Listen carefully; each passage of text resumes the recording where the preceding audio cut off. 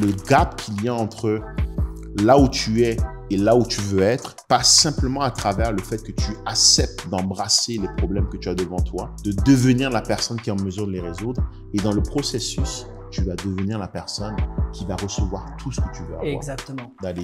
Il y a une phrase que j'aime beaucoup qui était dans le livre Penser devenir riche, qui est vraiment comme là où tu étais, c'est qu'ils disent que c'est là que des fois on teste aussi les braves, les vrais, c'est que le succès vient souvent sous la forme d'échecs.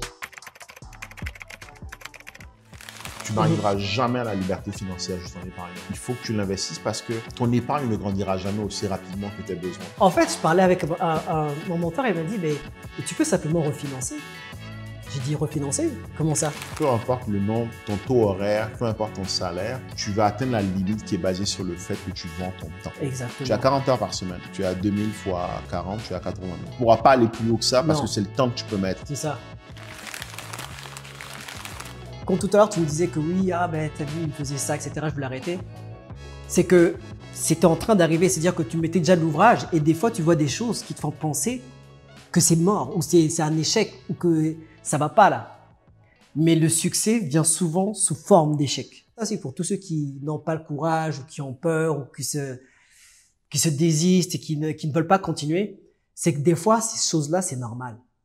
Ces choses-là c'est normal. Il y a tellement de fois où j'ai fait quelque chose, où j'ai investi, où j'ai mis des billes dedans, et je me dis, waouh, qu'est-ce que j'ai fait?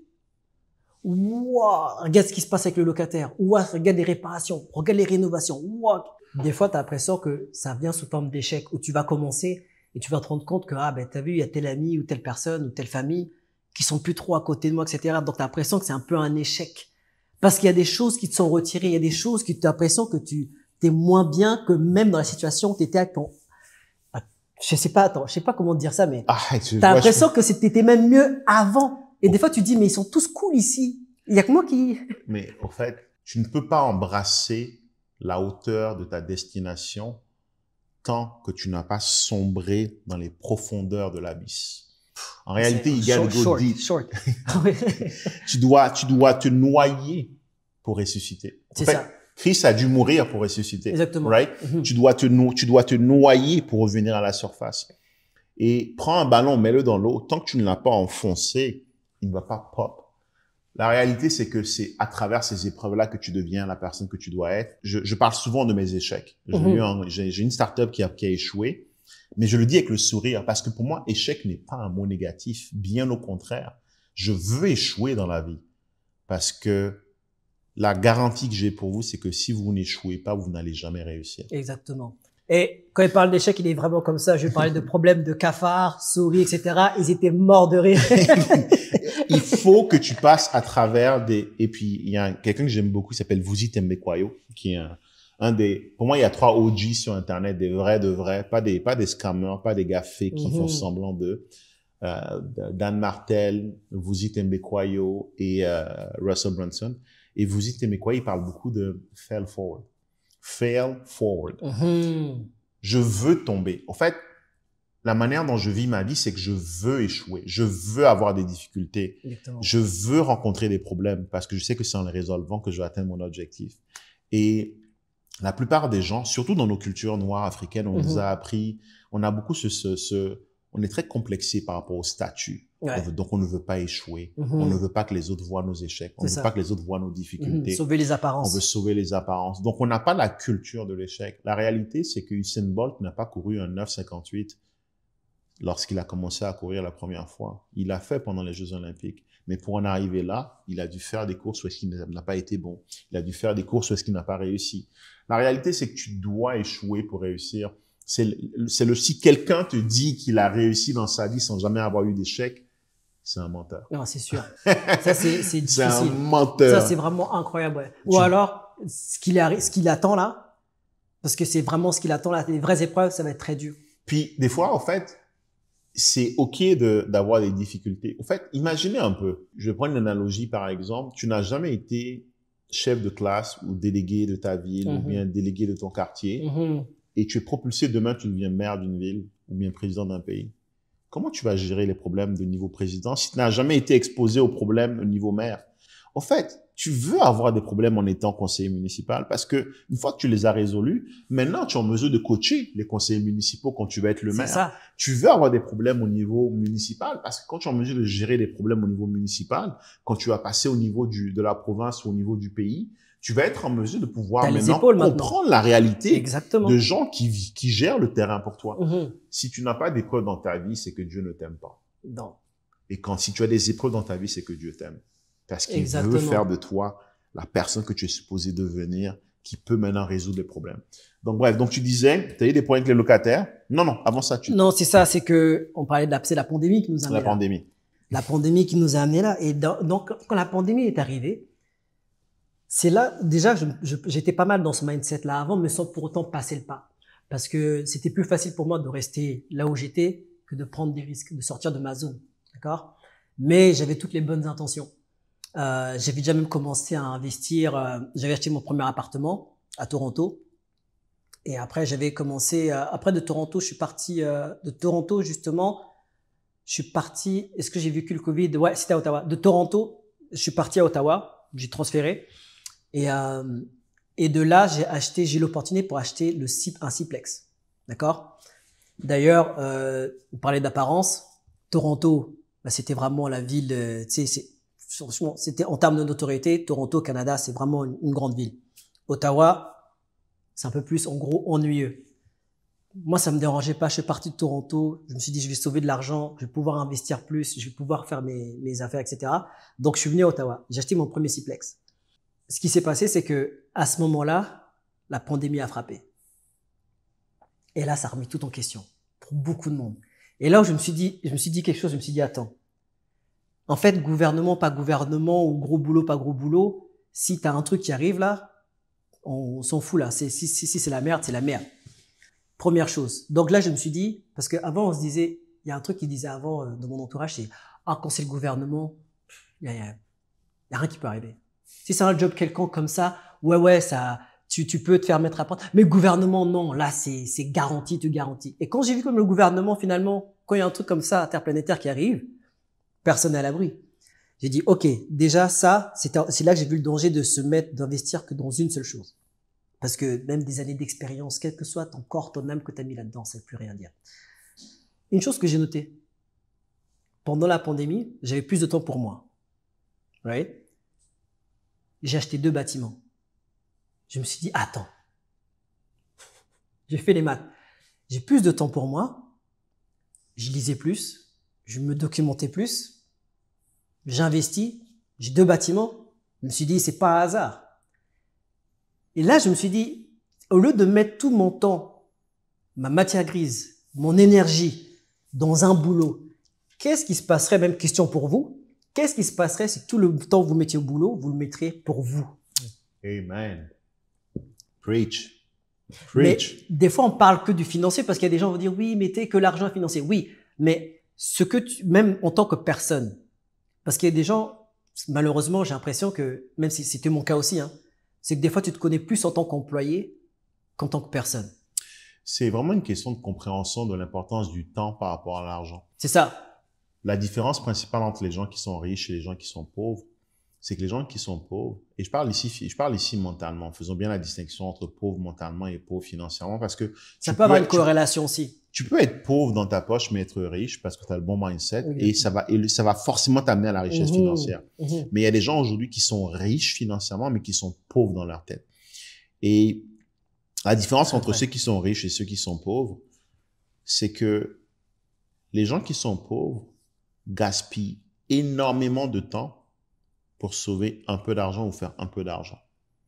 Alors que les gens qui sont riches investissent beaucoup d'argent pour acheter du temps. Exactement. Parce qu'ils comprennent que ce temps-là qu'ils viennent d'acheter, ils vont s'en resservir derrière pour générer encore plus d'argent qui va leur permettre d'aller récupérer encore plus de temps et ainsi de suite. Je parlais hier à une dame qui m'a dit qu'elle voulait absolument investir en immobilier, qu'elle était fatiguée de ne pas assez voir ses enfants, de rater les anniversaires de ses enfants parce qu'elle travaillait beaucoup d'heures, elle ramenait même du travail à la maison. Ça a eu un impact sur son couple. Elle a divorcé et elle voulait investir en immobilier. Elle voulait acheter une propriété. Elle a 2 enfants. Au début, elle voulait en acheter 2. Elle m'a dit, depuis que je t'ai rencontré, maintenant, je vais en acheter 4. Et quand je lui ai donné le montant de nos programmes d'accompagnement, qui effectivement, c'est un certain montant, elle a juste déconnecté l'appel. Ça c'est un autre truc. Et je me suis dit, mais tu viens de me dire que tu veux transformer ta vie. Tu viens de me dire que pour toi, ne rater les anniversaires de tes enfants n'est plus quelque chose que tu es prêt à supporter. Tu viens de me dire que tu ne te vois pas travailler toute ta vie comme ça, à faire des 70 heures par semaine sans jamais voir ta famille, rater les anniversaires, rater des mémoires importantes. Et derrière, quand il est temps d'investir pour aller chercher ces résultats-là, tu shy away, tu t'en vas. Le problème, c'est que il y a un problème d'éducation dans nos communautés où est-ce qu'on ne comprend pas que tout dans la vie requiert un investissement. Si tu veux un résultat, tu dois soit investir du temps ou de l'argent. Mais la réalité, c'est que si tu dois investir 10 ou 15 ans pour le faire, est-ce que c'est préférable d'investir 10 ou 15 ans ou investir en 25 000 par exemple? C'est ça. C'est vraiment la question que tu dois te poser, c'est combien vaut une année de ta vie? Parce que je pense que tout le monde peut finir par réaliser tout dans leur vie au bout d'un moment. Mais oui. C'est juste que ça va peut-être prendre 100 ans pour y arriver, 70 ans, 80 ans. Et la question que tu dois te poser quand tu as un investissement à faire, puis on appelle ça de l'arbitrage. C'est ce que moi je fais tous les jours dans toutes les décisions que je prends. Si je devais le faire par moi-même, ça me coûterait combien d'années? À combien j'estime une année de ma vie? En sachant qu'on est tous limités à 80 ans. Pas mal tous mourir autour de 80 ans. Si on a de la chance. Si on a de la chance. Non, on va faire du sport, on va bien manger, on va bien vivre. On va s'entourer de bonnes personnes. C'est ça.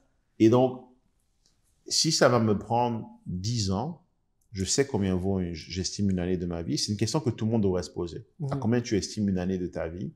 Et derrière, tu dois regarder le montant qui est en face et comparer les deux.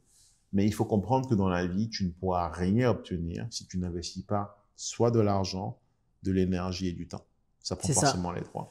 Je suis d'accord avec toi. Et puis, je pense qu'aujourd'hui, et puis, encore une fois, c'est dans la nature humaine. C'est pas une question de défaut de personne. Donc, c'est pour ça que c'est pas une question de pointer spécialement des personnes du doigt parce qu'on est tous comme ça, là. C'est que on voudrait bien que ça se fasse sans peine, sans difficulté. Mais la réalité, c'est que c'est pas vraiment possible. Maintenant, ce qui se passe, que tu m'as dit en termes de formation. Je peux comprendre qu'il y a certaines personnes qui n'ont pas encore vu les résultats de ce que ça peut apporter, ce que ça peut avoir. Parce que si tu pouvais voir ce qui se passait derrière, comme j'ai déjà dit dans une vidéo, si tu pouvais déjà imaginer, si tu pouvais te visionner avec la plus-value, avec le revenu du bâtiment, il y a des personnes qui feraient beaucoup plus de choses. Mais je peux comprendre un peu qu'il y a certaines personnes, à un certain moment, se disent que je vais investir dans un truc qui me rapporte pas encore, que je vais mettre de l'argent dans quelque chose qui me rapporte pas encore. Mais j'ai eu une expérience avec un de mes mentors, dont j'ai dit dans une vidéo, c'est que c'est important d'investir parce que j'ai une conversation avec un mentor et cette conversation il m'a fait gagner 300 000 $ en une conversation. Mais c'est là où est-ce que c'est important de comprendre ce que c'est que l'investissement, en fait. Investir, il y a forcément une partie de risque dans ce que tu fais. Ah oui. Sinon, tout le monde le ferait, mais encore plus, sinon, tu ne peux pas créer de la richesse si tu n'as pas un peu un mindset d'entrepreneur. Un entrepreneur, c'est quelqu'un qui est prêt à sauter les 2 pieds dans l'eau et ensuite apprendre à nager. En fait, moi, j'ai des mentors, puis ce que je regarde avant de choisir un mentor, c'est OK, est-ce qu'il a déjà accompli 10 fois ce que je veux accomplir? Exactement. Deuxièmement, est-ce qu'on a à peu près le même background? Parce que si tu as accompli 10 fois ce que j'ai accompli, mais parce que tu as gagné au loto, bon, okay, c'est pas vraiment relevant, tu vois. Est-ce qu'on vient du même background, la même histoire? Est-ce qu'on a des similitudes? Et deuxièmement, est-ce que les autres personnes qui l'ont accompagné ont des résultats que je veux atteindre? Moi, dès que je vois ces 3 choses-là, c'est suffisant pour que je me lance. Parce que la garantie à 100% n'existe pas, en fait. Non. On n'a pas une machine à voyager dans le futur. Donc, à un moment, tu dois prendre une décision basée sur les éléments que tu as. Et je veux même aller plus loin, Julio. Pour avoir des résultats, tu dois avoir une transformation. La transformation, des fois, est dans la transaction. C'est quand tu vas faire la transaction, c'est quand tu vas investir dans un programme que tu vas te dire, oh wow, j'ai investi. Donc, je vais faire ce qu'il faut pour avoir les résultats. J'ai une bonne amie à moi. Ça, c'est une bonne chose aussi, c'est vrai. Quand tu investis, après, tu es beaucoup plus impliqué aussi. J'ai une bonne amie à moi. Ce que je fais quand je décide d'investir avec quelqu'un, j'ai un ensemble de livres sur Amazon que j'achète. Ça me coûte à peu près 250 $. et je les ship à son adresse. Si on a un bon fit et j'estime qu'on peut faire un projet ensemble, je vais rien te dire. Je vais sur Amazon, j'ai un ensemble de bouquins, je les ajoute dans le cart, je les achète et je te les envoie à ton adresse. Je vais rien dire de plus. Si tu ne lis pas les bouquins, je n'investirai pas avec toi. That's simple. Ça, c'est balèze. Mais je suis OK d'investir en $250 dans une relation qui va peut-être mener nulle part. J'ai aucune garantie là que je vais investir avec toi. Je n'ai aucun retour sur cet argent-là, mais je t'ai envoyé pour $250 de bouquins. Si tu ne les as pas lus, je sais que tu n'es pas le genre de partenaire que je veux avoir. Si tu n'as pas la discipline de juste lire un bouquin pour aller chercher la connaissance. Au fait, ça sert à rien. Les livres, c'est le casse du siècle, au fait. Un livre, quelqu'un rassemble toute son expérience qu'il a vécue pendant toute une vie et il la met dans un bouquin que tu peux lire en 2 heures.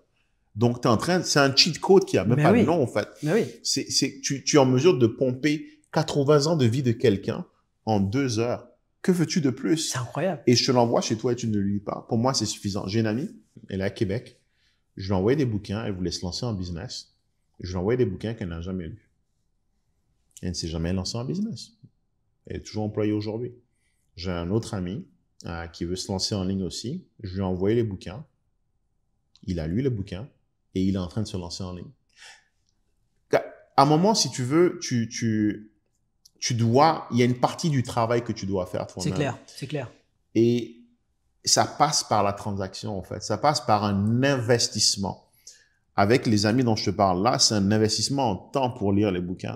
Ils n'ont aucune garantie que ça va marcher derrière. Mais s'ils ne prennent pas le risque de lire le bouquin, je sais que c'est pas les bons partenaires. C'est pareil pour des prospects qui veulent entrer dans le programme. Si vous n'êtes pas prêt à investir, c'est correct. Je suis bien content pour vous. C'est juste que vos rêves ne sont pas assez importants pour vous. Parce que si tes rêves sont assez importants, si tu es venu vers nous, c'est que tu es convaincu qu'on a besoin de t'aider. C'est clair. Et si tu n'es pas prêt à investir, c'est que tes rêves sont pas assez importants. Et je pense, Julio, quand même que c'est culturel, c'est que les gens préfèrent avoir un plus 10 000 sur un compte en banque que de l'investir dans un projet qui va changer leur vie. Non, mais littéralement. Clairement. Parce qu'il y a cette sécurité de voir en montant. Ce qu'il faut comprendre, c'est que l'argent, c'est fuck all. Puis je dis pas ça pour brag, mais l'argent, c'est rien. Je te parlais de projets de 100 millions, comme je te parlais de projets de 200 000.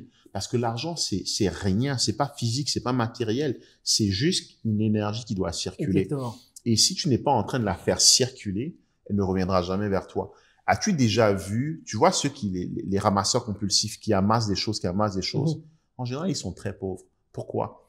Parce que leur mindset, c'est de dire, je vais accumuler, je vais accumuler. Je vois des sachets dans la rue, je les ramasse. Je vois une canette de bière, je la nettoie, je la ramasse. Ils accumulent. Quand tu accumules comme ça, le message que tu envoies à la vie, c'est que tu es en manque de quelque chose. T'as déjà vu un gars en manque arriver à choper la meuf? Non. Si t'as faim, si t'es un chien, que t'es le chien de la casse et que t'as faim, et tu dégages cette énergie, la meuf, elle veut pas toi. Par contre, si t'es la personne qui est sûre d'elle, qui est déjà, I'm good. J'ai ce qu'il faut. C'est ça. La meuf se dit, mais, let me go check what that nigga has. Tu vois? Je vais aller voir ce que ce gars-là, la vie, c'est la même chose. L'argent, c'est la même chose. Est-ce que, moi, dépense l'argent que tu as. J'ai pas de dépenser de façon compulsive.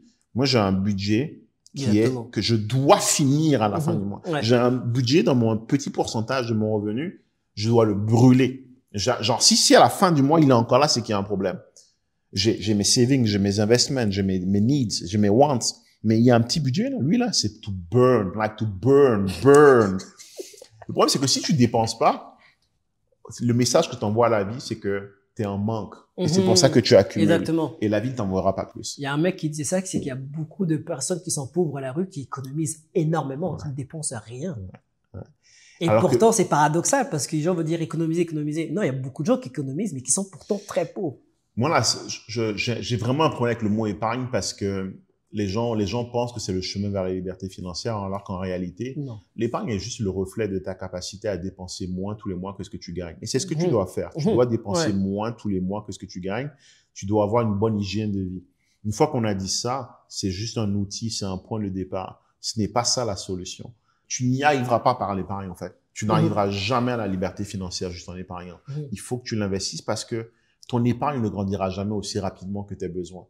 Par contre, une fois que tu l'as mis dans un véhicule financier, ce véhicule financier va t'amener à ta destination. Exactement. Donc, par rapport à ça, en fait, c'est simplement ça que je me disais, c'est que je me disais, ben, tu sais, la conversation avec mon mentor, si ça aurait été une formation, et c'est ça qui est bête, parce que quand je le remets à l'échelle de la société, il m'a fait gagner 300 000. Littéralement 300 000. J'ai fait la vidéo, j'ai fait les calculs. 300 000. Ça, c'est sans cash flow, quoi que ce soit, vraiment le plus-value, tout ce qu'il m'a fait. 300 000. Maintenant, la question que j'ai posée même à la fin de la vidéo, c'est vous maintenant, s'il vient vous voir et qu'il vous dit, je peux te faire gagner 300 000. La conversation que j'ai avec Julio, là, carré, 300 000. Même plus. Combien tu seras prêt à payer? Malheureusement, aujourd'hui, il n'y a pas beaucoup de gens, même, qui mettraient de l'argent là-dedans pour une conversation. Alors que c'était gratuit. Mais maintenant, s'ils feraient payer, même si, parce que moi, je me dis, même si c'était 25 000, 50 000 dollars. 5 milliards. Je sais que j'ai fait 300 000 derrière. Tous les jours. Mais c'est ça, et ça prend un mindset d'investisseur, d'entrepreneur, de se dire que je sais que là, ces 50 000 là, je vais investir, voici ce que ça pourra me rapporter. C'est parce que les gens se concentrent beaucoup sur le coût et non sur le rendement. C'est ça que je te dis. Les gens se concentrent beaucoup sur le risque et non sur le rendement. Si tu regardes seulement ce que ça te coûte, tu arrêtes de regarder ce que ça te rapporte. Je parlais à quelqu'un récemment qui me disait, ah ouais, il gère un Airbnb, ouais, mais j'ai beaucoup de gens qui me posent la question de savoir est-ce que j'ai la clim ou pas. Je pense que je dois aller acheter une clim, ouais, mais ça va me coûter cher. Et là, je me dis, mais tu sais que juste une fois que tu as acheté la clim, si les gens te posent la question, ça veut dire qu'il y a un besoin. Et s'il y a un besoin, ça veut dire que juste avec la clim, peut-être que tu iras chercher juste une nuit de plus de conversion.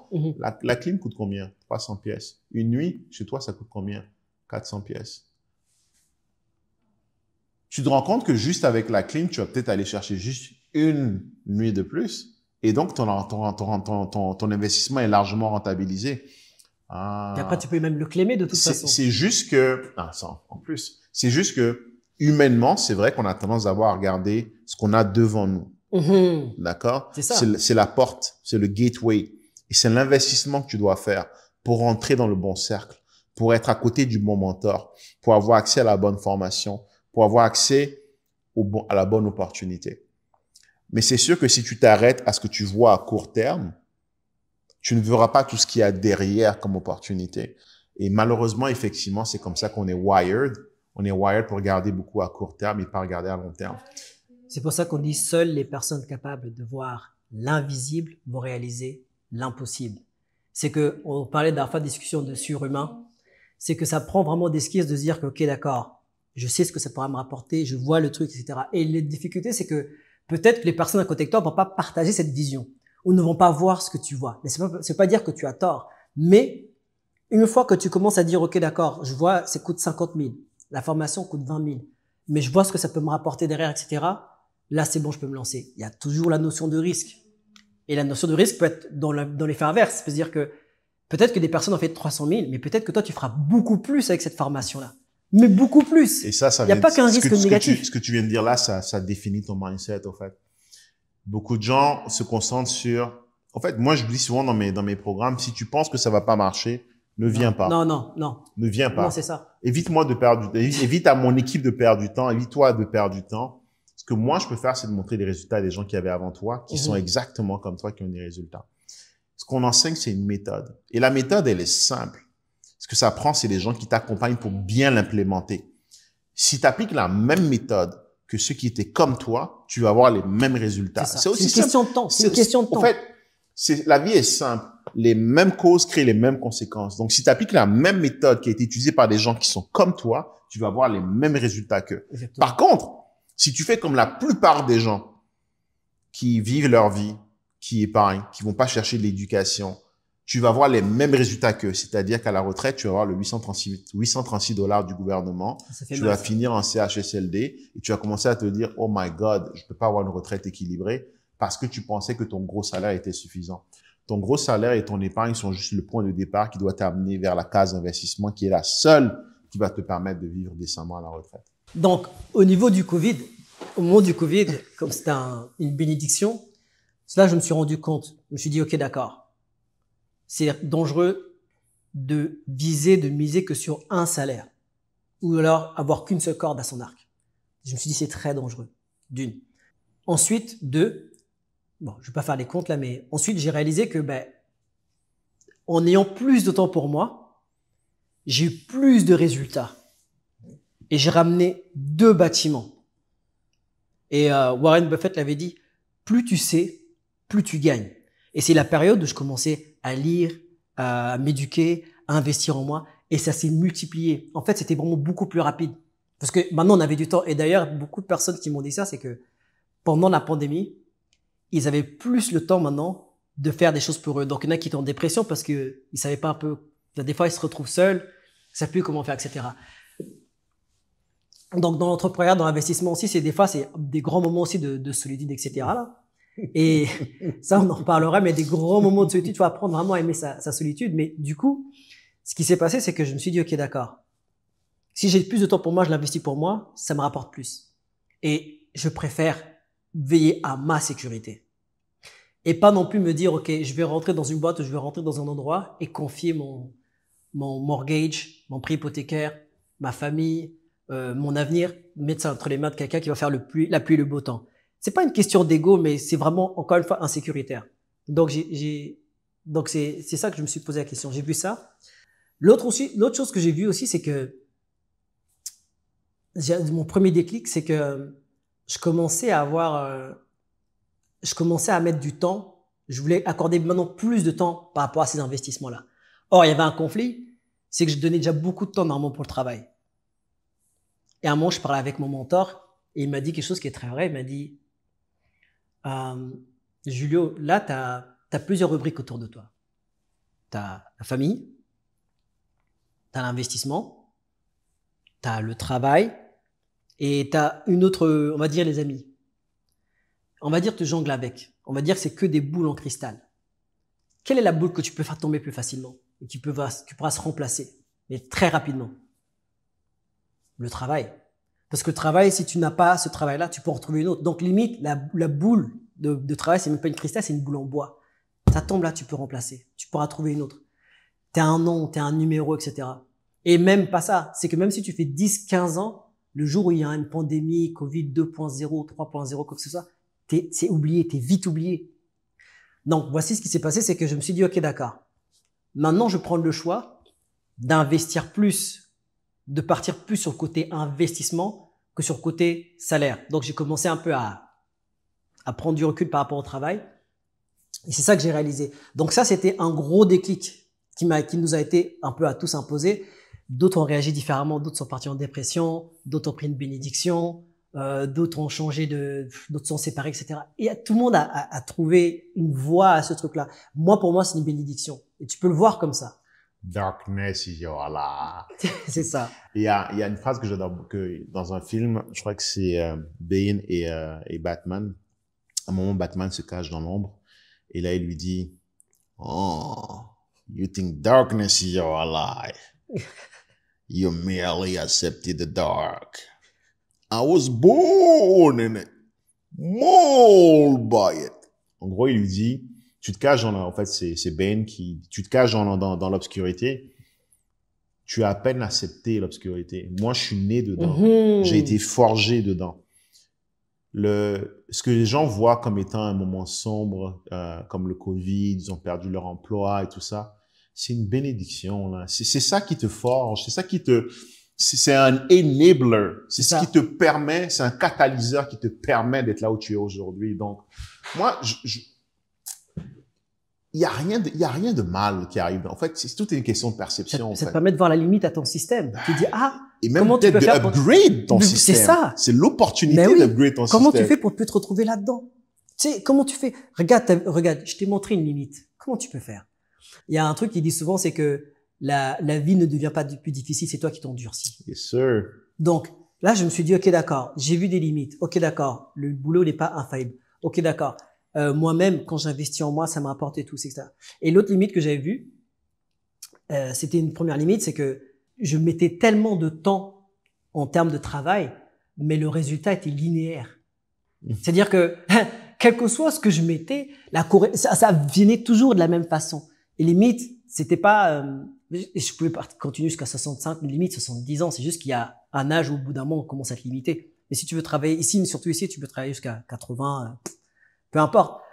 Or que je me suis dit, attends, en immobilier, si je multiplie mon effort, ça me revient, ça peut se décupler, tripler, ça peut vraiment, et c'est pas la même chose qu'au travail. Le travail, c'est oui, 35 de l'heure, 40 de l'heure, peu importe. En immobilier, ça n'a rien à voir. Donc oui, il peut y avoir des moments où tu fais 1 ou 2 mois, on va dire qu'il se passe rien, mais après en termes de plus-value, quand tu refinances, quand tu as le retour sur investissement, c'est incroyable. Puis je pense qu'il y a plusieurs phases dans la vie de quelqu'un. Il y a la première phase où est-ce que tu es un employé, tu travailles, tu as un rendement linéaire sur ton argent. Tu as la deuxième phase où est-ce que tu passes en mode entrepreneur, où est-ce qu'au début, le rendement ultimement de ce que tu génères est beaucoup plus petit, mais tu viens en réalité peut-être de réduire le résultat parce que en général, tu tombes plus bas que là où tu étais avant. Tu tombes un peu dans une vallée de l'obscurité, dans une vallée dans l'abysse. Mais ce que tu es en train de faire, c'est que tu es en train d'upgrader ton système pour qu'il fonctionne différemment. Un salarié fonctionne beaucoup en addition.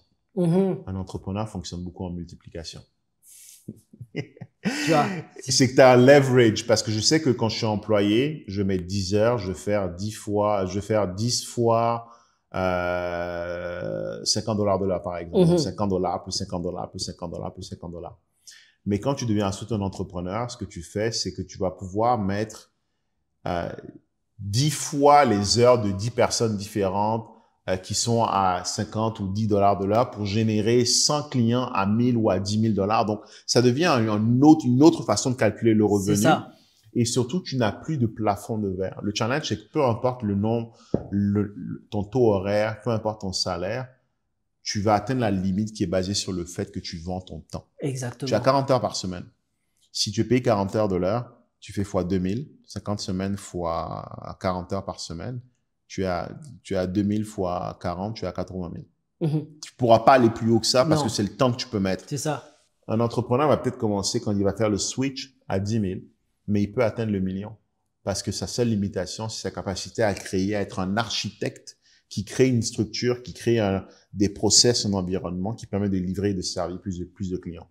Dès que tu es en mesure de faire ça, tu es en mesure de scaler. Tu scales. Et la troisième phase, puisque j'aime beaucoup ce mot retraite, en anglais on parle de retire. C'est drôle, mais pour moi, le but, c'est pas de retire. Non, en fait, c'est ça. Les gens veulent aller à la retraite, they want to retire from life. Moi, je veux retire into my best life.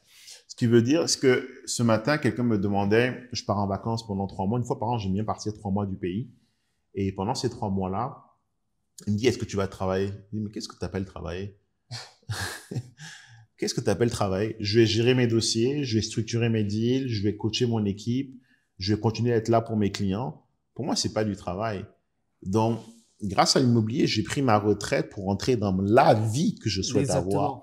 Le but, si ton but dans la vie, c'est de prendre ta retraite et d'arrêter de travailler, d'aller au soleil, c'est que tu n'as pas compris le fait qu'en réalité, on a une mission à accomplir sur cette terre. On regarde le purpose. On a une mission à accomplir. On a quelque chose de très grand à réaliser. Chacun doit trouver ce que c'est. Et ton but, c'est de pouvoir rapidement racheter ton temps à travers tes investissements, de pouvoir maintenant dédier ce temps à cette mission. C'est ça le but de la vie. C'est pouvoir te sortir du cancan où est-ce que tu dois juste payer the bills, sortir de ça. Et comment tu le fais, c'est en ayant des investissements qui te rapportent assez pour que tu n'aies plus à vendre ton temps. Il faut que tu investisses pour que ton argent te permette de racheter ton temps. Pour que ton temps, maintenant, tu l'investisses dans ce que tu es supposé faire sur cette terre. Elle me disait hier, la cliente à laquelle je parlais, que ouais, je veux créer un orphelinat. Ouais, mais ça va te prendre du temps pour le faire. Aujourd'hui, tu dis déjà que tu n'as pas le temps de voir tes enfants. Tu n'as pas le temps de t'occuper de tes enfants. Et tu veux créer un orphelinat. C'est noble, mais le chemin pour y arriver, ça passe d'abord à travers tes investissements. Donc, tu dois investir de l'argent en toi, dans des programmes pour te faire accompagner. Ça va te permettre derrière, une fois que tu as investi, de pouvoir aller chercher des investissements à travers l'argent que tu vas mettre dedans pour que ces investissements-là te génèrent assez d'argent pour que tu rachètes ton temps. Et une fois que tu as racheté ton temps, tu peux maintenant lui aussi le réinvestir dans ce qui te tient réellement à cœur, qui est ta mission de vie. Moi, c'est comme ça que je vois les étapes. Et je suis tout à fait d'accord avec toi, je partage ton point de vue. Il y a un truc que mon mentor m'avait dit aussi, qui dit que lui, il disait que je suis pas trop d'accord avec le terme retraite ou alors ce que les gens ils attribuent parce que les gens, j'ai lu un livre là-dessus, là, c'est pour ça que si les gens des fois pouvaient voir vraiment qu'est-ce qui se passerait vraiment après la retraite, ce qu'ils gagneraient vraiment et qu'est-ce qui va leur arriver et puis à quel point ils sont ancrés dans le système qui fait que quand ils sortent là-dedans, ben qu'est-ce qui se passe? Ouais, c'est un gros mur. Là, ils vont dans un mur. Direct. Et j'ai vu des études là-dessus, ça fait vraiment peur. Mais mon mentor, il me disait, pourquoi je n'aime pas le terme retraite? Ça veut dire que c'est comme si c'est pour dire, attends sur le côté avant de mourir. C'est-à-dire que t'as fini d'être utile. Maintenant, vas-y. Il dit, or que pour moi, la retraite, ça devrait être considéré comme une nouvelle expérience. Une nouvelle vie. Oui, je sors de vos trucs. Là, maintenant, c'est moi. Si jamais tu me donnes le choix, combien de temps je partirai en vacances? Qu'est-ce que je ferais de mes hobbies? Qu'est-ce que je ferais comme travail? Parce que, comme tu dis, si jamais tu fais un travail que tu aimes vraiment, tu ne travailleras plus un jour du reste de ta vie. Moi, je travaille plus aujourd'hui. Moi, j'ai pas l'impression de travailler. Même quand j'ai des problèmes, je me dis, et des fois aussi, quand je résous, c'est comme à la fin d'un gym. Tu sais, quand tu dis, ah, t'es fatigué, etc., mais j'y vais quand même. À la fin, tu dis, ouf, là, c'est bon. Là, c'est là que je gagne. Là, je suis content, je suis satisfait. Ben, c'est exactement ça. C'est qu'il me disait, en fait, c'est là que tu vas commencer à vivre. C'est là que tu vas commencer à te connaître. Et c'est là que tu vas commencer à faire tes choses et travailler à ton rythme. Et travailler comme tu le veux. Et si tu veux travailler beaucoup plus, si tu veux investir, etc., ça, c'est, tant que tu es heureux, tu le fais bien. Mais le terme de retraite, dans le sens où, à 65 ans, tu attends à côté maintenant, tu as servi la société, merci. Tu sais ce que je veux dire? Merci maintenant, tu attends avant etc.